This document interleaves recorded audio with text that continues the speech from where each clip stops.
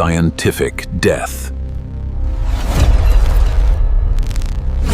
In the early 1900s, the mass production of synthetic dyes revolutionized the global fashion industry. Consumers couldn't get enough of newly invented, impossibly vibrant pigments like synthetic indigo and movine. Behind these brilliant colors was a foundational organic compound called aniline. Chemists like Dr. Leslie Pinckney Potts spent their days distilling raw vats of it. During a routine distillation, a loose pipe coupling suddenly gave way. A modest splash of warm, colorless aniline soaked right into the heavy canvas apron Potts wore over his trousers. It felt exactly like spilling warm water. There was no immediate acid sensation, no chemical burn, and absolutely no irritation on his skin.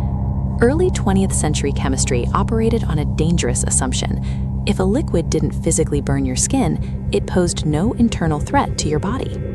Feeling no pain whatsoever, Potts simply wiped his hands on a towel and stayed at his bench for hours, ignoring the damp fabric pressing against his thighs. He was unaware of a specific biochemical trait of the liquid soaking his clothes. Aniline is highly lipid-soluble, meaning it dissolves easily into fats. Because human skin cells are constructed from fatty lipid bilayers, aniline molecules can seamlessly slip right through an intact epidermis. They don't need a cut or an open wound to access the deep capillary networks below the surface. Potts thought his skin was protecting him. In reality, a massive dose of toxic molecules had already bypassed his natural defenses and flooded his circulatory system. This microscopic slide shows a dense cluster of healthy red blood cells. Normally, the hemoglobin inside these cells acts as a delivery vehicle, grabbing oxygen from the lungs and dropping it off at vital organs. But aniline acts as a powerful oxidizing agent. When it collides with red blood cells, it triggers an immediate, catastrophic chain reaction.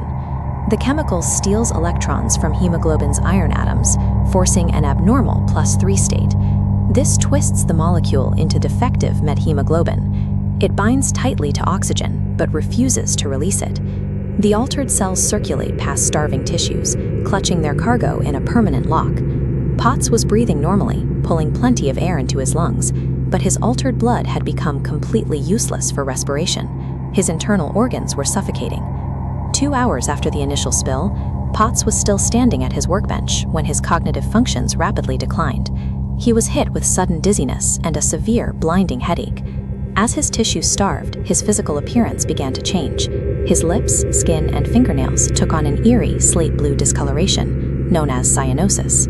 With his brain completely deprived of oxygen, his nervous system collapsed, and he dropped into a deep coma on the laboratory floor.